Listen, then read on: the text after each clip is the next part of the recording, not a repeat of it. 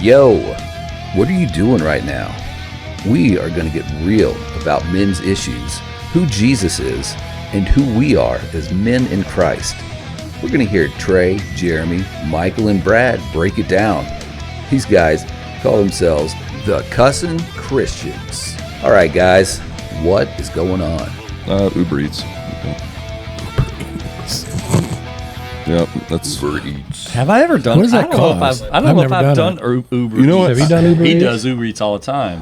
It's always Of course, a he's in little. LA. Yeah. Well, yeah, but I mean, we do it too because like by the time I load the kids up and I go get in the car and I go there, I wait, I get there, bring it home. Like talking Oh, like yeah. I know it's. I'm a millennial. What the hell you want me to tell you? Like, then you pay I You tip the Uber Eats person? and then I tip the person, but I pay for the Uber One or whatever. It's like $15 a month. So I don't have to pay for the delivery. I go back and forth on this one, and I like to be generous, and I'm a generous tipper in general, right? But I'm paying a delivery fee Oh, okay. plus a service fee, right? So those two things are in there. Now I do buy the Uber One, so I don't pay the delivery fee all the time. Who gets that? So there's a split between the driver and Uber, whatever that is. Let's say, I don't know, maybe even if it's 50-50, right? That means they're making $5 or $10 on the deal. They account for the mileage, right? So if it's a far restaurant, there's always more fees to get it to you. So like then I tip another $5 on top, but if you order something that's $150 or $100 worth of dinner, which is not hard to do by the way with a family of four when friends are over. You're not doing 20% though, right? I just don't see that that's worth more money than the $5 Right. delivery. You know what I mean? Like, Pay myself $10 to drive to the place and pick it up. yeah, that's when we're like, okay, is this really worth an extra Right. $25? And it's not. No. Right? But I tip a flat $5. They're really good. Maybe I'll give them 10. They're waiting in the store or something for a long time. I've gone to like get takeout. There's an Indian place not far from us, and a Chinese place not far from us, and I'll go, and there'll be 6 guys sitting there with their packs, and some of them start getting really, really impatient waiting. Well, of course, And- yeah. They gotta and go, They're go, on go. the clock. They're go. You know, I need to get this one delivered so I can get to the next one type deal. Yeah. And I felt this tension in there as more guys started walking in, and I'm going, man, if I had to deal with this, I couldn't do it. Yeah. Yeah, and so my brother, that's what he does for a living, is he does the Uber Eats and all those things. And I was talking to him one day at lunch, and he was getting a little bit defensive of why he should make more money. And I was like, Ben, it's, at some point, you have to understand, like, you do 4 of these an hour, you're making $40 an hour.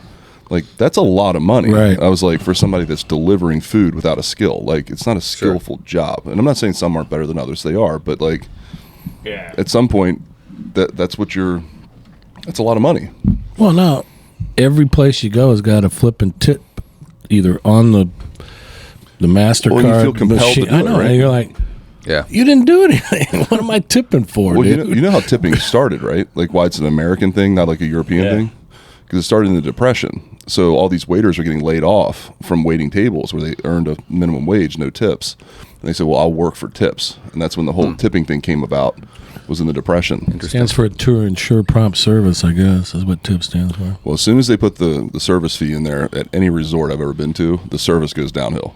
Yeah. You know what I mean? Like if it's a mandatory 18 or 20%, it's almost they know it's coming. immediately worse. Yep. Yeah. Which the irony is, if they churned out more drinks, they'd make more money. Yeah, I remember going to Europe the first time, and I'm trying to tip them, and there's no line on the bottom of the credit card, Right. and they're like, and they were indifferent about it. Yeah. And the service never was that great. Sure. Yeah. Well, people sit there for like 3 hours too. Yeah. People Yeah, linger long a dinners long or- time there. I was like, well, Yeah, long meal. Well, I told you guys about me getting in trouble in India with tipping, right? nope. So I went over there and I was doing the customary. I mean, I would take a party of 20 out, right? And it would be like 20,000 rupees or whatever, which is like $150. So like I'd take them out and I'd tip 20%, and they'd be like, and the team would kind of like be watching me do it. So finally, this one lady that worked for me, she's like, "Hey, Jeremy, we have to talk about that." I was like, "What do you mean?" She goes, "Well, you're offending the team." And I was like, "What do you mean?" She's like, "Well, you literally tip them a week's worth of money, like in their dollars, and the team like sees you just putting down a week's worth of money going towards that guy, and their station is not to where they should make that much. Whoa. So you're making the waiter equivalent to the Wow. to your staff." Wow. Did you guys eat steak over there? In Mumbai, I did. Because, you're Yeah. eating their family. Oh, God, here we go. You're eating their family. I'll Yeah. tell you. I've told you guys before what I used to do whenever I get into a fight with my boss.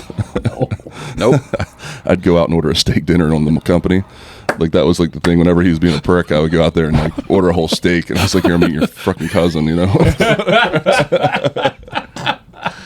Moo. Because you know you got to see that expense report, right? That's Every right. time, Yeah. like Eddie V Steakhouse, boom, right there. That's how you get somebody, man. Go order a steak. Go order a steak. Take that, sucker.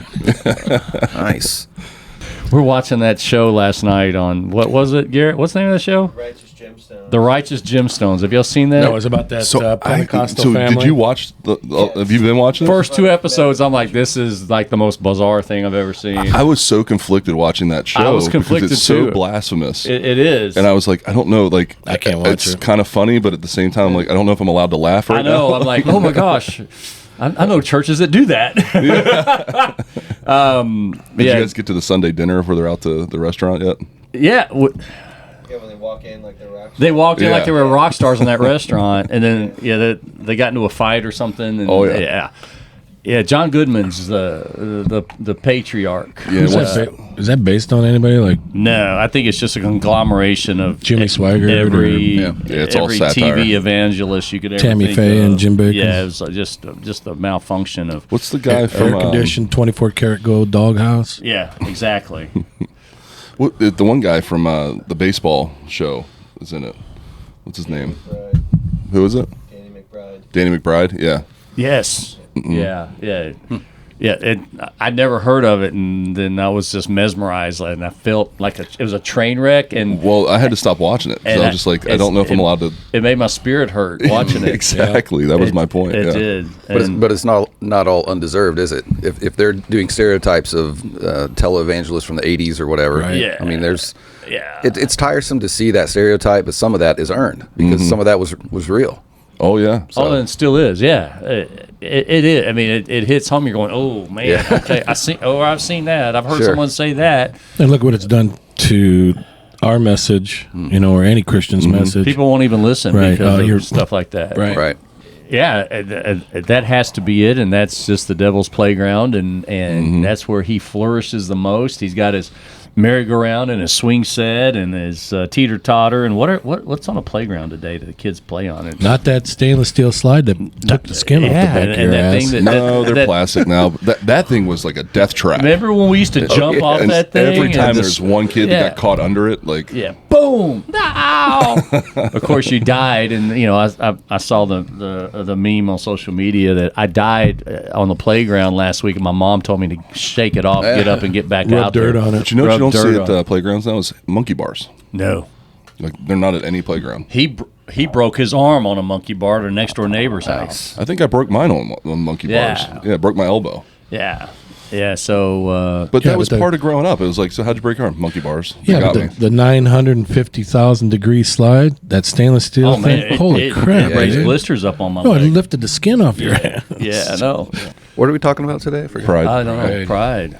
Well, Pride cometh before a fall. What does that mean? Pride cometh before a fall. I was looking on, humble yourselves under God's mighty hand. They may lift you up in due time. And I guess the common denominator for all the guys, people that reach out to us in our ministry, and the common denominator I see with these conversations is walls go up immediately when being asked questions about how are you doing, tell me the story, all of these things, and you see a wall go up around guys. And the common denominator, and I was so guilty, and it still plays on me today. I would find a way, like Brad knows, all of y'all know, when we did this little skit a few years ago, I had a box, and I put everything, all my emotions, all my feelings, all my insecurities, all my anger, and all these things in this box, and locked it up. And I always called it my pride box. I carry it around with me, and it just weighs me down all the time. We are conditioned by culture to be tough, show no vulnerability, go out and fight battles, protect, and all these other things, show invincibility. And that's where Satan can just get into us and just start playing with our mind, and it's pride, and I just kind of wanted to explore how pride brings us down, and how we succumb to it in so many ways, and it keeps us from moving forward. It actually, I know a brother right now that is just in a analysis paralysis state because of his pride. He will not just get off the merry-go-round of mediocrity and just take the step, and it's just there. Wanted to just talk about our experiences for the brothers that might be watching, listening in, and maybe they can relate somehow. So I remember me. back in the day, pride for me was my hair. You didn't touch my hair, man, and I carried a brush in my back pocket, and my hair was perfect, and Still is. yeah, Still got good hair. It's bailing on me though. Anyway, do you see Pastor yet? Dude, now that ain't no pride, Boom, dude. the dome. Shave it. Shave that Really? bad That boy was off. cool. Yeah. Who was it? I didn't Brandon. know. It's Brandon. Oh, yeah. Yeah. So anyway, and then my accolades, and I'm sure you probably experienced this going to the NFL. It's like I was all that in high school, but when I got to college, I got rocked. I'm like, this, I got shrunk down to nothing because it was like, these guys are better than me. And I'm like, I got to do something to get over that. In the later years of my life, and because of my relationship with Christ and who I am and who I acknowledge now as my Lord and Savior, and not have to worry about all the other crap, I don't deal with that anymore. I'm able to talk to somebody without having that pride of, yeah, I'm all that, What about you going into the NFL? Yeah, listen, when I first went to college, I saw that picture of you in your uniform. Yeah. Whoa. I know he's our bodyguard for a reason. Yeah. I'd have been looking at that body. I'd be like, oh man. Well, yeah, listen, I was not the best person to be around. We would have had a lot of fun. Don't get me wrong, but I was just so arrogant with where I was at in life. And then I do remember when it was all over, and I was like, man, these guys are kicking my ass. I am as strong, I'm as fast, but I'm missing that 1/100th of a percent that they have. I don't have. You know what I mean? Yeah. When they say the difference in good and great's a little thing, it is a little thing. But it's so apparent, and when you get to that level, and I just remember having to face that one day. It's like, okay, now I actually have to go figure it out. They kept telling me have a plan after sports, have a plan after sports, but I didn't really have a plan after sports. You know what I mean? That was going to be it. And then just that moment where you're like, man, and I was probably clinically depressed for 2 years after that, because I went home, I moved from a big city, living that life, back to my small town in Kentucky, and kind of just buried into that coal mining mentality, and was drinking, women, whatever, and until I finally just snapped out of it. You know what I mean? But I did the same thing. Mine was whatever emphasis I was putting that desire into, whether it be women or alcohol or party or whatever. It's like it just continued. What was I looking for? To fill that void that I lost? Yeah, I was, and I couldn't get back, because I accepted Christ in my junior year in high school, but I wasn't living it.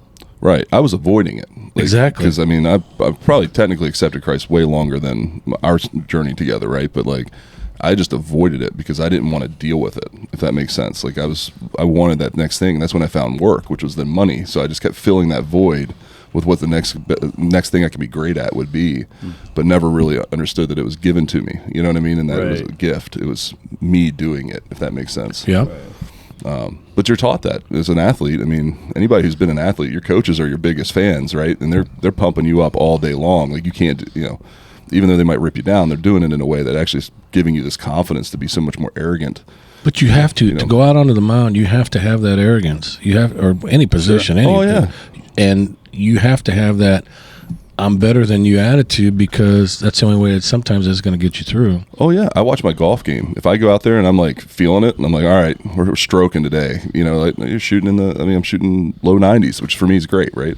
I'm a bad golfer, I know that. But then there's days I go out there and yesterday, for example, snap hook the first drive, and I'm like, oh shit, this is What gonna do they be a call bad that? Whack round. fuck? Oh, that was the game I was playing yesterday. My kids got to see a side of me that I had to apologize for afterwards. I'm not throwing a club ever, and I threw one yesterday. Whoa. Why? I was just all tight, and I really didn't want to be there. But my father-in-law wanted to golf, and my brother-in-law wanted to golf, and both kids. I have Corbin in the middle. I've got Hunter on the other side. They're, "Oh, Dad, that was a really bad one, huh?" Yeah, no shit, thanks. Like, you know, and like, like, so I'm getting the opposite of cheerleading going on in my cart.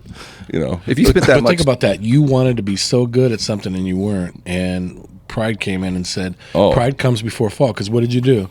oh, I was You destroyed your kids. You threw a club. You're like, Well, then I you saw were my, like- my oldest threw his club, and I was like, "Hey, buddy, you can't throw your club." And I was like, you "I'm just sorry, did it, man. Dad. You just watched me do that and say a lot of things you didn't say." Like, oh, man. Boy.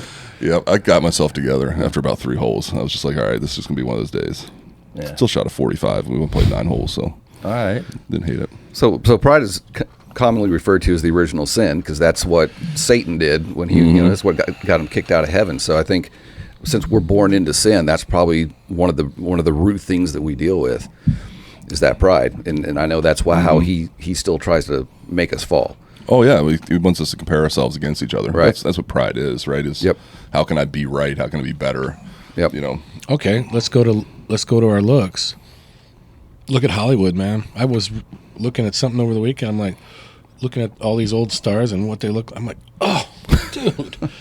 You remember before Kenny Rogers looked like he was an alien, like he was from another planet, man. He had so much flipping face work, and I'm looking at Lonnie Anderson. I looked at Lonnie Anderson and I was like, who is this person? Joan Rivers? I mean, she couldn't even smile anymore. It's like, that's pride. What? You're going to try and retain your looks from 40, 50 years ago? I don't think there's anything wrong with trying to look good, right? It's just when it becomes the center of your universe and takes over. The center. When you spend money like that and it doesn't do what Yeah. it's supposed to do, you look terrible. I'm sorry. You look like a balloon animal. Oh my God. Yeah. For everything in the world, the lust of the flesh, the lust of the eyes, and the pride of life comes not from the Father, but from the world. Mm-hmm. And you just summed it up. It comes from the world, and that's where pride just manifests itself and just starts eating away at us and making us and initiating bad decision making and not being discerning and oh man, but Jeremy's got that, I'm gonna go for it. And I think that's the key, though. It's like there's nothing wrong with wanting other things Sure. and wanting to be better and wanting to get good at something. Like if I really want to be good at golf, there's nothing wrong with me golfing as often as possible to get good at it, right? Right. When it impacts your relationship with those around you and impacts your view on the world and how you start to judge others based on that. You know what I mean? Like that's to me, that's where the line starts getting crossed. right. Yeah. I feel like in some ways, relationally, if I'm hanging on to pride, like say argument with my wife, and I don't admit that I'm wrong, if I'm hanging on to that pride, I feel like in some way my growth is stunted. Like you're not going to move on beyond that. You're always going to be stuck right here because I'm right about this. Right. And if you know, so there's that part when I do humble myself, and my flesh is going, "Don't do it, man, don't do it. You're right." But when I do humble myself, even if I am not 100% convinced that I'm wrong, but I just say, "Look, I don't want to be in conflict with you. I'm sorry. Like let's." You know, and I try to let it go. Man, you can feel that weight lift off. Right. And you can move on. You can grow. But man, when you're hanging on to that pride and you're just like, nope, I'm right. I'm not going to budge. You're not going to grow. You're not going to move beyond that. You're going to be stuck right there. I think it works in reverse too, though. Some of these guys, right? Like that they know they messed up, so the forgiveness of themselves, the letting go, like they knew they were so prideful, so it's stuck. If that makes sense. Sure. Like they can't let it go at that point. Right. Right. But a lot of it is generational too. What was it that happened? For me, it was, when you're constantly getting the shit beat out of you by the person that's supposed to love you and nurture you and bring you along and be there for you, you go to other outside sources to get that confirmation and that Affirmation. exactly to build yourself up. Something's got to build yourself up. So what was it for me? There was a lot of things that it was for me, and I've talked about it before. But when you truly realize who you are in Christ, you've got that permanent affirmation that somebody died for your sins and you alone, and he's going to mold you in his image instead of the image of the world. It seems like pride and forgiveness go hand in hand. And, the more prideful we are, the less we're ready to forgive. The more prideful we are, we, as your favorite quote that we did on a Valentine's Day show 2 years ago, I need to give up my right to be right. That's dropping your pride level down. Yep. You know, and in an argument with my wife, I don't have to walk away being right all the time, Yep. or with someone else. And you know, those things kind of go hand in hand. And pride just seems to be the common denominator. And sometimes that pride can manifest itself to where, you know, we talk about the alcoholic or the drug addict or whatever. There's still a little bit of that pride that I can get through this on my own, Exactly. and I'm going to buckle up, Buttercup, and I'm not going to do this anymore. And And a lot of times pride will manifest itself into statements like, "I don't want to burden you with my problems," right? Yeah. And that sounds all gallant and good, but at the same time, you're going, "No, that's crap." Yeah. It drop your pride level down and tell me about your problem. Let's see if we can address them. And I'm not sure how I can help you, but at least I can strategize and have an ear. And then whatever comes out of my mouth, are you going to be too prideful to listen to it? We may disagree, and it's just whole back and forth thing that we go through as guys in everyday life. And the other question is, you know, we're prideful, we're bold in our pride, and then it says to be bold in the Holy Spirit, and that line gets blurred sometimes. You know, no, I'm right about this doctrine, and I'm gonna hold. You know, I'm gonna be bold in this. Well, guess what? Satan's using a little switchback back and forth to create division in you and or with others. And so, how do we scoop this up and sift through it? Well, I think the gospel in itself is counter to pride, because Jesus did the work. It's his work. It's nothing that we can do. We can't take credit for it. So the more we understand grace and the more we understand what Jesus did in the gospel, we should become more humble, because we know we're without him, we have nothing. We are nothing. We needed to be rescued. But as men, you can't do that. Why is it so difficult? I think it's because we're supposed to be the protector. We're supposed to, we're supposed to be the one that takes care of the problem, doesn't have a problem.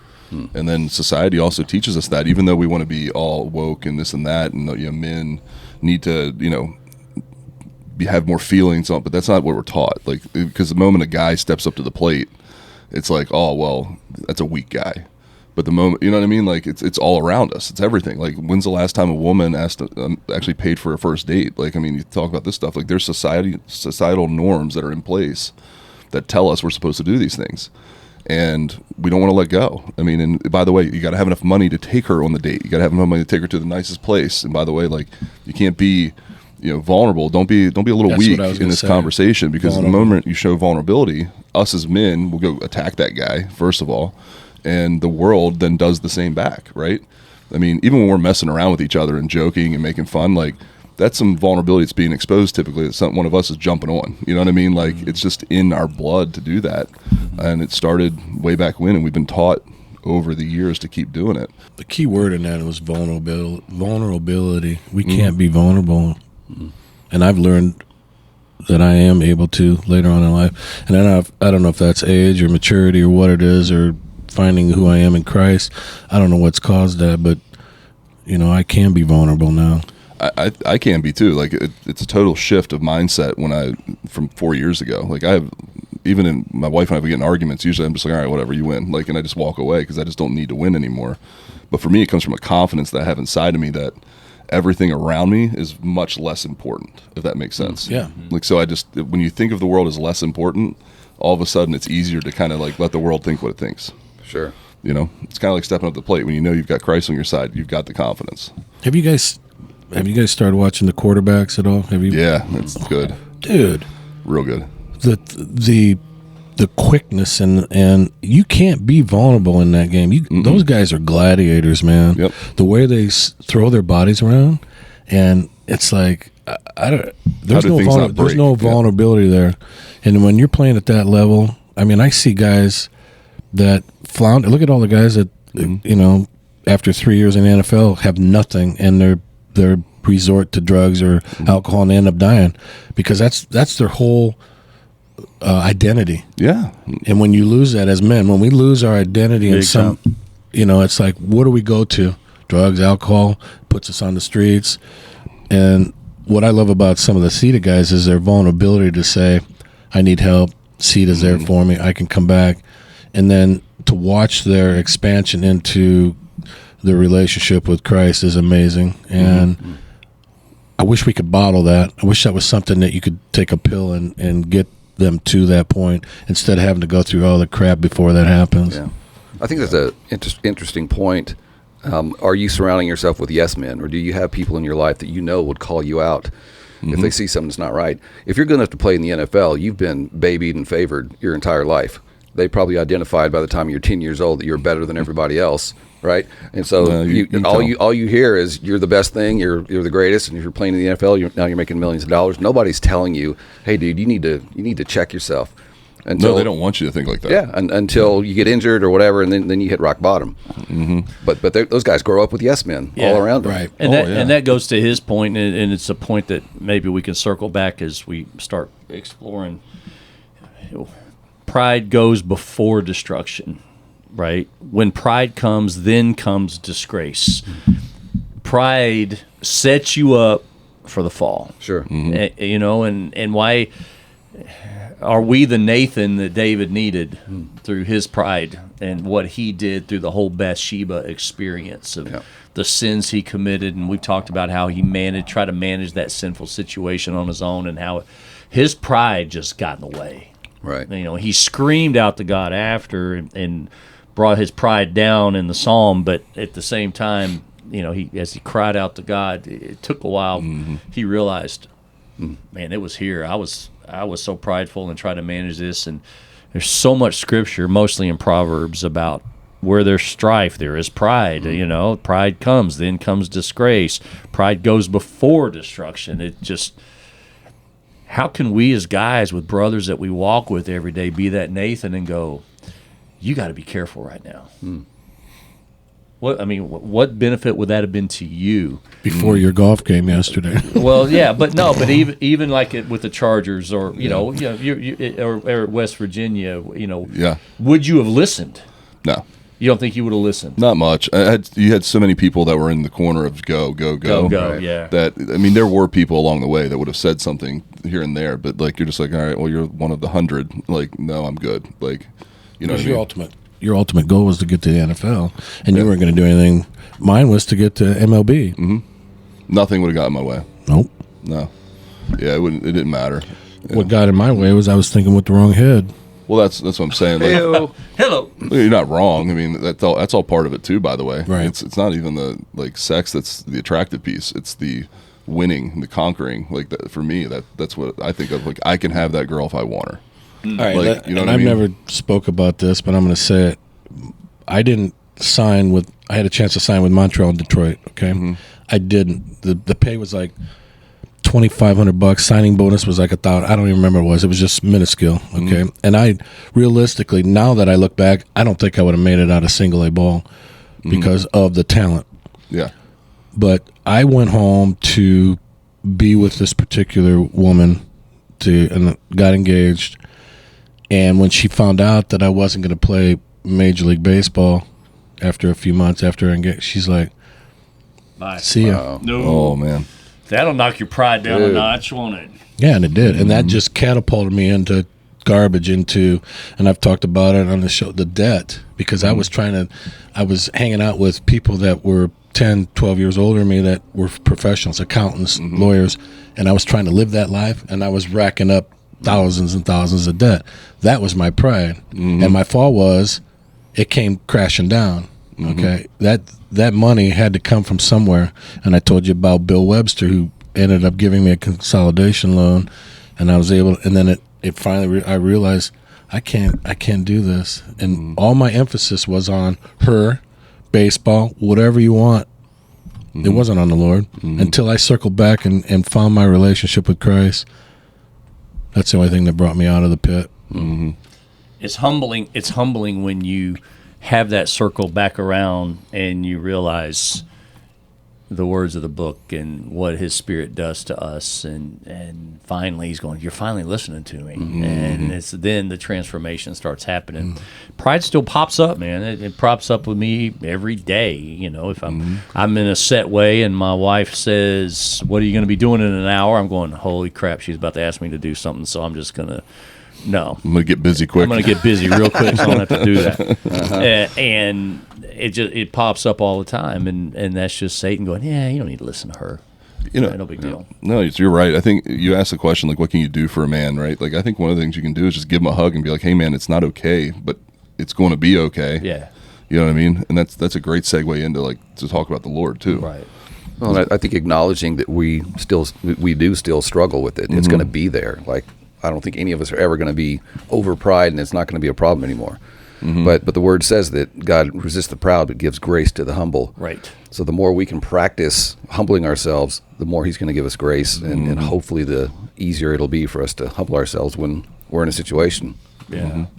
I mean, yeah, if I can shift my focus anytime, pride kicks up, creates a stubbornness in my heart, a stubbornness in my persona. He's robbing the joy that I claim to have. We feel that. Pride will make you feel inside like there's no joy there, and I've got to control the situation. I got to control the outcome. I'm more powerful than this. I can do it on my own. Just fill in all the blanks. And the second, I just know, guys, the last 5 or 6 years, when the second I start thinking about grace, is when I soften.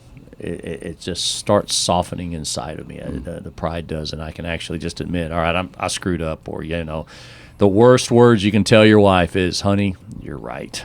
And that I used to think that. Now I just know she's right all the time, and I keep moving on, as you do, and you do, and you do.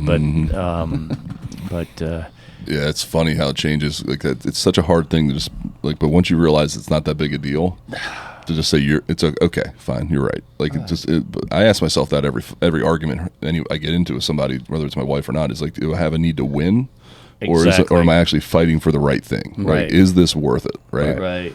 And 9 out of 10 times, even if I am right, it's not worth it. Gotcha, man. Well, this is great. As pride's the downfall of so many, and from leaders of countries, and their pride got in the way, and then they fell. The Roman Empire and all of the leadership in Rome, and the pride of expansion, and then all of a sudden it kind of collapsed. You see it happening on the political scenes. You see it happening from the pulpit. We were talking earlier about the televangelist life and those type of things. And man, if we could have that Nathan just to look at us, put their arm around us, and say, "Look, man, that ain't you." And guess what? You're riding this crest, and sooner or later that roller coaster goes down. Yep. And when it does, I'm going to be there to help you pick up the pieces and move forward in life. But this has been a great thing. Pride's something that's just on your heart. Most of us don't even think about, it's pride. I'm just keep. Well, that's what's so dangerous. Yeah, that's you what's don't so even dangerous. know that's what it is half the time. You don't. You just don't know. Yeah. Boy. And we can box it up and just say, I can take care of all these issues, but you don't really realize you're doing it. I was just thinking that all honor and glory and praise belongs to God, but when we absorb compliments or whatever it is, and whenever we think we're right, it's like we're coming against that in a way. We're trying to elevate ourselves, and we're trying to absorb the glory and the praise and the honor, but all that should be to Him, not to us. So I think that's why it's such a big problem. Well, there's a scripture that says, work as though you're working for the Lord. I mean, like the Lord's your boss or whatever. I mean, how would you act if Jesus was your CEO and you were working for, and it's true. I mean, we get selfish, we get prideful, we do things, maybe not be above board sometimes to get that contract or whatever it is, so. It happens. Yeah. Well, guys, awesome chat for a Monday morning. Bright and early, Cocoa Village Studios. We are now less than 6 weeks away from the Break the Chains Through Grace experience at the King Center, Melbourne, Florida. About 400 tickets left. That's it. Nice. And you can go to kingcenter.com. Come and join us. We're putting the final touches on the pre-Zach, the portion of pre-Zach coming on stage. We've got some brothers that are going to be joining us on stage, as we had an amazing conference call with his team last week to get approvals and things like that. And we're just looking forward to it. It's our second annual Grace Experience, Melbourne, Florida. We got people coming from California, Texas, Georgia, Kentucky, Tennessee, as well as from different parts of the state of Florida. So it's just going to be a great time, great worship, great inspiration, and we don't want you to not come. So scoop up those remaining 300 or 400 tickets and come join us for that celebration. A couple of other things that are going live on the website this week are our men's retreat, the Get Real Retreat up in Hortense, Georgia, and our buddy Chief Bruton up there. That's Hortense? It's just Brunswick? Hortense, Brunswick area. Oh, gotcha. Yeah. And that's going to be coming up. Plus, we're going to be coming alongside Church at Vieira in October with Tulian Chavijan is going to join us for our Grace Conference in October. So go to the website, check those out, impactministries.org, MPACT ministries.org. When you're there, click on the Brotherhood support page and send us a note about how you've overcome pride in your life. We guarantee we'll answer you within 24 hours, either one of us here or another brother in the state that you're in. So with that said, great day. You guys are going to have a great week. We're turning the page. We're going to be in August when we wake up tomorrow. And school's about to start back up. College football starting back Football, up. baby. NFL starting back up in about a month. So we're going to have a lot to have Best fun time of and the talk year. about. Yes, it is. Most wonderful time of the year. I'm Trey. I'm Michael. I'm Brad. And I'm Jeremy. We are the Cussin Christians. I can't wait, dude. I'm tailgating, wings. I'm so into it. Yeah, we just got our fantasy draft date together this week. So You doing fantasy Here football? we go. I did 100 fantasy push-ups the other day, training for the fantasy season. that's all. I'm ready, dude. You're ready, huh? Feeling good, yeah. There you go. How many push-ups can you do now? I don't know. I haven't tried in a long time. I've been doing push-ups. Have you really? Cool. On your knees? Yeah, my boobs are getting harder. Hey.